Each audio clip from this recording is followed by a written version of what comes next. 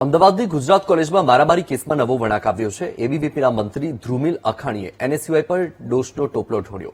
એનએસયુઆઈના કાર્યકર્તાઓએ મારામારી કરી હોવાનો આરોપ છે। એનએસયુઆઈના કાર્યકર્તા સ્ટન્ટ કરવા માટે કોલેજમાં આવ્યા હતા। કોલેજ કેમ્પસમાં એનએસયુઆઈના કાર્યકર્તાએ સ્ટન્ટ કર્યા હતા।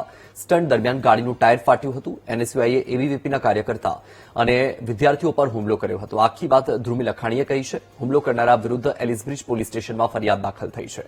ચિરાગ સોનારા, રોહન શર્મા, પ્રતાપસિંહ સોલંકી અને હિમાંશુ રાઠોડ વિરુદ્ધ ફરિયાદ દાખલ થઈ। હુમલામાં સંડોવાયેલા તમામ વિરુદ્ધ કાર્યવાહી કરવાની એબીવીપીની માંગ છે। 5 ઓગસ્ટે જ્યાં આગળ એબીવીપીના કાર્યકર્તાઓ શાંતિપૂર્ણ રીતે બેઠા હોય છે ત્યારે એબીવીપીના કાર્યકર્તાઓ અને સામાન્ય વિદ્યાર્થીઓને ઢોર માર મારવાનું કામ એ એનએસયુના લુખ્ખા લોકો ભેગા થઈને ટોળા લઈ અને કરી રહ્યા હોય છે। ત્યારે આ ઘટનાને લઈ અને જે ત્યાંના પ્રિન્સિપલ શ્રી છે એ પ્રિન્સિપલ શ્રી દ્વારા એ દરેકે દરેક એનએસયુના નુસંસ લોકો ઉપર એ કાયદેસરની કાર્યવાહી કરવા માટે જે લોકલ પોલીસ સ્ટેશન છે ત્યાં આગળ અરજી આપવામાં આવે છે અને એના ઉપર ગુનો દાખલ કરવાની જે છે માંગણી કરવામાં આવે છે અને એક કાનૂની કાર્યવાહી તહેત જે એની વ્હાઇટ વર્ના ગાડી છે એ પણ પોલીસ દ્વારા જમા કરવામાં આવે છે। આ ઘટના ખૂબ જ નિંદનીય છે।